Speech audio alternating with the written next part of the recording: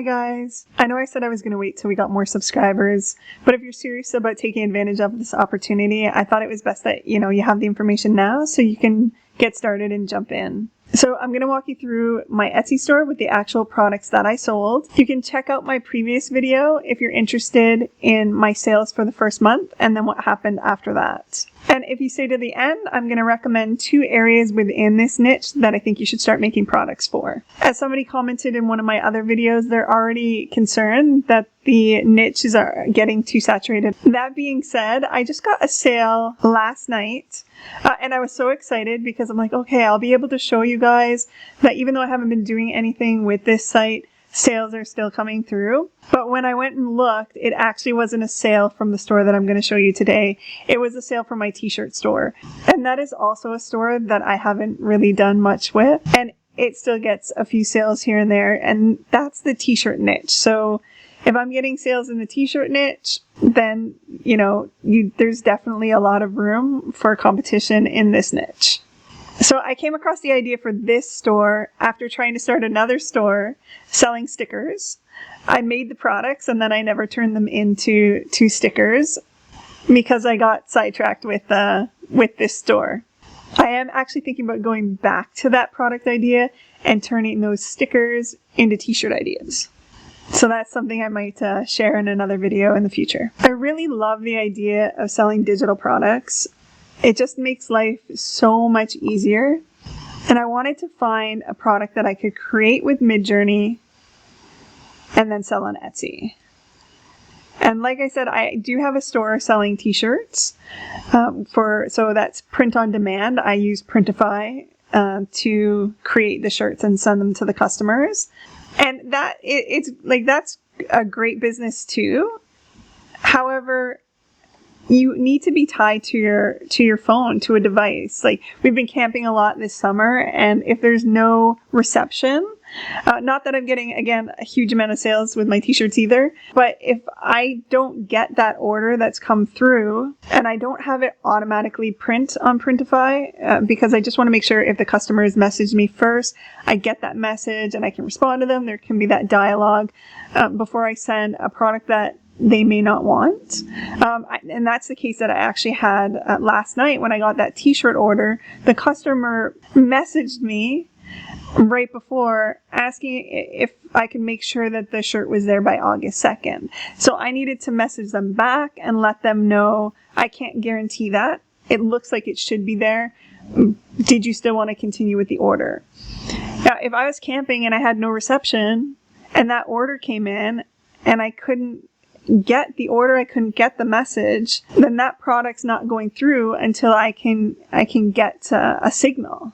I won't know about it. With a digital product, the customer places the order and they get it with their link, right? You don't have to do anything. It doesn't require you to be in that process to have a successful sale. But there are times with t-shirts, people will place the order and then ask questions. Can you do this? Can you change that?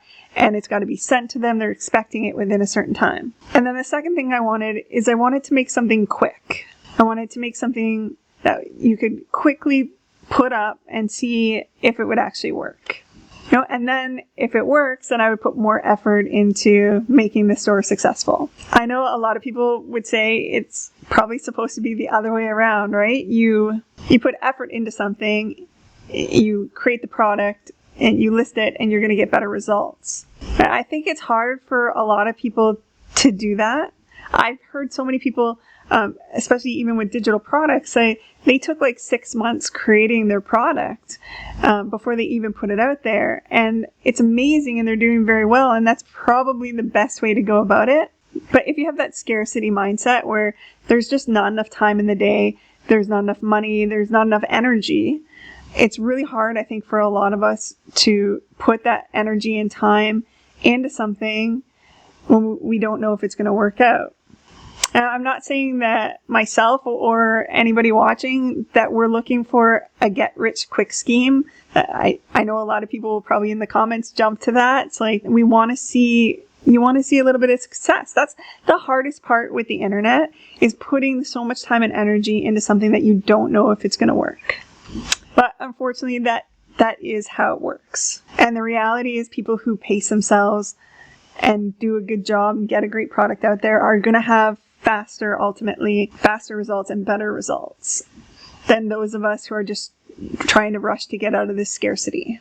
I was actually watching a great video today by Leila Hormozi, where she was asked the question by someone is, how do you believe in yourself more when you're going to do something? Or how do you have more belief in yourself? And she said, you don't. You have to do it anyways. If you've never done something before, you're not going to have that belief. That belief is created by actually doing the thing. So all that being said, I do believe this is a product that can be made much quicker than most products. It still does take time and effort. And I'm going to create another video where I walk you through my actual process from start to finish of creating the product, editing it, upscaling it, and listing it. So it does take time, but it's so much quicker than a lot of other niches that you can get into. But even though it's so quick, it can be made so good. The quality can be awesome. The creativity can be there. It's definitely a product that you can create that you can be proud of, that you're not embarrassed to show your friends. So I really hope for those of you who are interested in this niche that, this helps you see a product that you can finally have some success in, or you can create more success from the success you're already having. So if you haven't already guessed from my other videos, the product that I'm selling in this store that I created is digital backdrops. And the name of the shop is Lens Lush Backdrops. I used ChatGPT to come up with a number of store names, and then I let my 12-year-old and my mom pick what they thought was the best one.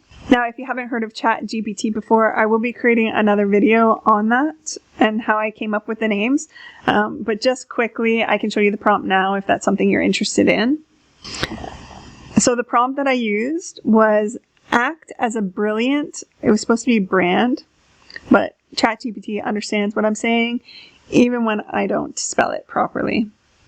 So act as a brilliant brand creator and come up with an Etsy store name for a company that sells digital photography backdrops. So you can use this prompt with any store that you're trying to create or any name that you're trying to come up with. ChatGPT suggested, how about pixel perfect backdrops? And it went in to say, this conveys the idea of high quality digital backdrops for photography. So I asked it, because it just gave me one, I said come up with 10 more. And then it came up with a list of 10 more names. And you can see number 9 was Lens Lush Backdrops, which is the one that my mom and my daughter chose. From there, I went and asked it to come up with a subheading or slogan. It came up with one, and then I asked it, come up with 10 more. And then from there, we picked number 8, capture your vision with Lens Lush Backdrops as the slogan. So AI, amazing, right? I don't know how many times I've picked horrible names because I just couldn't think of something, but having ChatGPT to brainstorm names for me, amazing. The logo that I created, I used Midjourney as well, and I used Canva to edit it. So for the prompt, I just asked it to imagine a preppy logo for digital photography. And this is what it came up with. Okay, and then out of those 4, I picked this one. And then I went into Canva and I removed the text and then put in my own text. Okay, so as you can see here, it says that, I've got my 12 sales. We have 17 items in the store. Originally, I just started with 3 products. And if you click on the 12 sales that we made, the vintage floral was my first product that I listed. You get 7 images in the bundle. And so what I do is I create the title image, and this is what people are going to see in their feed. And then I showcase all the images separately. And then I really like to show what they would look like if you did put a model in them. I feel that really lets the buyer know that these are going to be usable. They can see what it would look like with a person in the picture.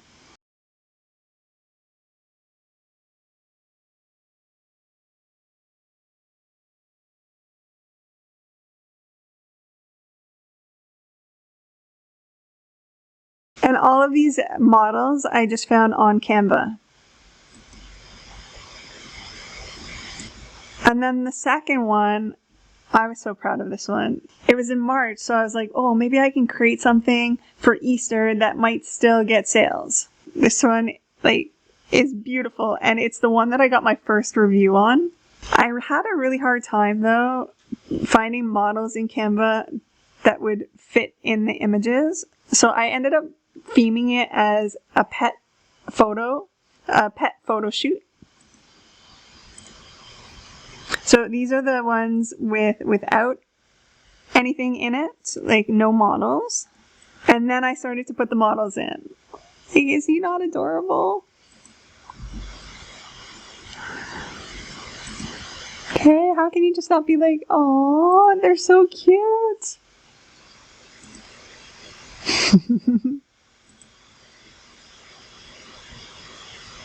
And again, I just use Canva. I know you can definitely, when you're putting in people into an image or animals, you can make it a lot better with shadow and that in Photoshop. But I was just, again, trying to just do it quick to give people an idea of what it might look like with a subject in the picture. And then on that one is when I got my first review, and they actually posted a picture. It was a photographer who bought it. They used it for a photo shoot, and they posted this adorable picture with an actual person in the image. The second review was on the balloon doorway arch. That seems to be high search. People are looking for arched doorways with balloons or arched balloons. And then I got another review on another product, the 12 Cotton Candy Castle and Balloon digital backdrops. And that was just this cute cotton candy one. If you're interested in seeing any of the prompts that I used to create any of these, let me know in the comments. I try to give a good variety. A lot of people who are looking for digital backdrops, weddings is big, and maternity photos, newborn photos, portraits. So if you're interested in taking a deeper look at any of the other products, I'm going to leave this open. So if you come to the lensless backdrops and you go to the 12 sales that I've had, it'll take you to what's actually sold. A lot of sellers block this off, but I'll leave that open for you guys. You can click on each one and take a look. So as you can see, the vintage floral has been pretty popular. That's the one that I've sold the most. The Easter bunny was just that one. Then the pastel balloons, I've had 2. And the cotton candy, I've had 2.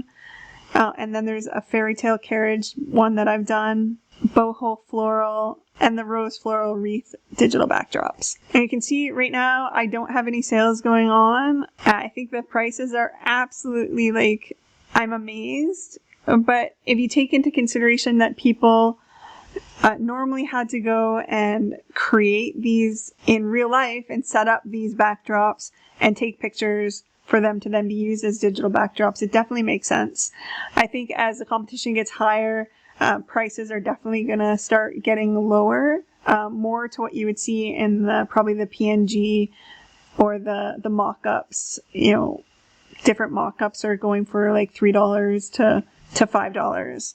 But when I put it on the sale, it definitely lowers the price a bit, because I normally go 50% to 70%. The other thing that I want to quickly show you is the activity that the site gets. So, well, the sales have definitely stopped since I stopped posting products.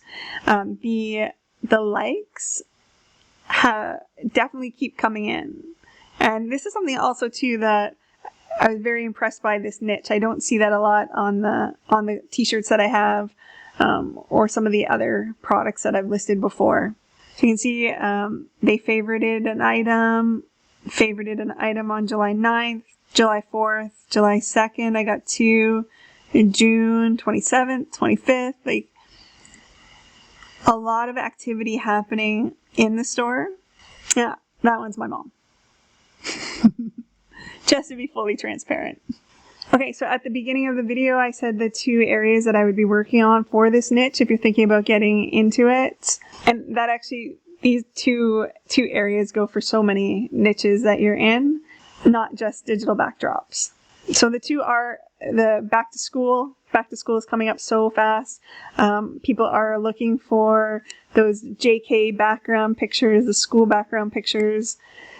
And then Halloween, people are going to start looking for Halloween backdrops for sure. If you'd like to see some prompts for those two areas, again, let me know in the comments. And like I said before, if you're worried about this niche becoming too competitive, don't. I'm half-assing a t-shirt store and I made a sale yesterday. So, I don't think I can say that.